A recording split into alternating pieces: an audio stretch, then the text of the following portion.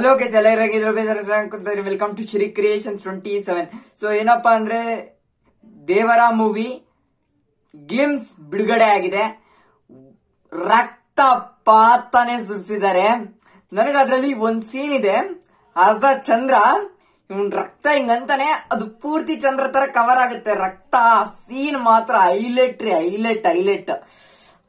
Wonderful ಆಗಿದೆ. ಆ glimpse ಮಾತ್ರ NTR ಅವ್ರನ್ನ ನೋಡಕ್ಕೆ ಕಣ್ಣು ಸಾಳ್ತಾ ಇಲ್ಲ, ಅಷ್ಟು ಅಮೇಝಿಂಗ್ ಆಗಿದೆ, ವಂಡರ್ಫುಲ್ ಆಗಿದೆ ಅಂತ ನನಗನ್ಸ್ತಪ್ಪ.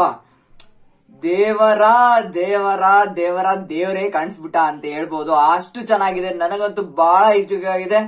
ಮತ್ತೆ ನಮ್ಮ ಅನಿರುದ್ಧ್ ಅವರ ಮ್ಯೂಸಿಕ್ ಅಪ್ಪ ಚಪ್ಪಾಳೆ. ಅನಿರುದ್ಧ್ ಅವರ ಮ್ಯೂಸಿಕ್ ಮಾತ್ರ ನಾವು ಜೈಲರ್ ಅಲ್ಲಿ ಅವರ ಮೈಮೆ ನೋಡಿದ್ರಿ, ಬೀಸ್ಟ್ ಅಲ್ಲಿ ನೋಡಿದ್ರಿ, ಎಲ್ಲದರಲ್ಲೂ ಅವರ ಮೈಮೆ ನೋಡಿತಾ ಇದ್ರಿ.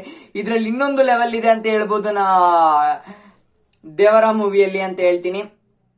ಕೊರಟಾಲ ಶಿವ ಅವ್ರು ಮಾಡ್ತಾ ಇರ್ತಕ್ಕಂಥ ಮೂವಿ. ಅವ್ರದ್ದು ಓದ್ ಫಿಲಿಂ ಆಚಾರ್ಯ ಫ್ಲಾಪ್ ಆಗಿರ್ಬೋದು, ಬಟ್ ಈ ಸತಿ ಕಮ್ ಬ್ಯಾಕ್ ಕೊಡ್ತಾರೆ ಅನ್ನೋದಂತೂ ಗ್ಯಾರಂಟಿ ಆಗಿದೆ. ಮತ್ತೆ ನಮ್ಮ NTR RR ನಂತರ ಎಂತ ಮೂವಿ ಮಾಡ್ತಾರೆ ಅನ್ನೋ ಒಂದು ಕ್ಯೂರಿಯಾಸಿಟಿಯನ್ನ ಮಾತ್ರ ಇದೆ. ಸೊ ನನಗಂತೂ ಬಹಳ ಇಷ್ಟ ಆಯ್ತು. ಆ ರಕ್ತ ಎಷ್ಟು ಚೆನ್ನಾಗಿ ಸಮುದ್ರದಿಂದ ಹೊಡ್ಕೊಂಬರೋ ಇದು ಸೈಕ್ ಇದೆ. ಆ ಸಮುದ್ರನ ಹೆಸರಿಕ್ತಾನೆ ಒಂದು ರಕ್ತ ಸಮುದ್ರ ಅಂತ. So it's like something else.